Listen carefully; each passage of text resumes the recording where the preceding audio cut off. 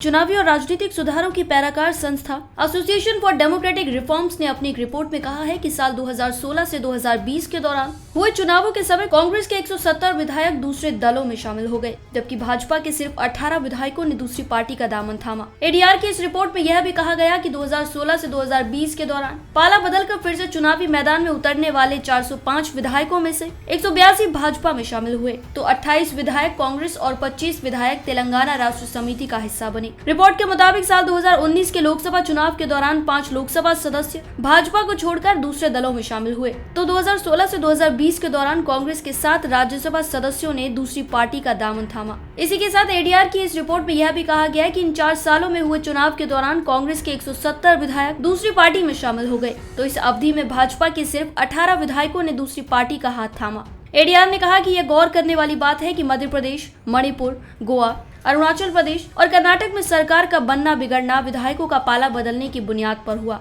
इस रिपोर्ट के अनुसार 4 सालों के दौरान पार्टी बदलकर राज्यसभा चुनाव फिर से लड़ने वाले 16 राज्यसभा सदस्यों में से 10 भाजपा में शामिल हुए थे। हमारी आज की इस रिपोर्ट में बस इतना ही। मैं श्वेता चौहान, पंजाब केसरी, दिल्ली।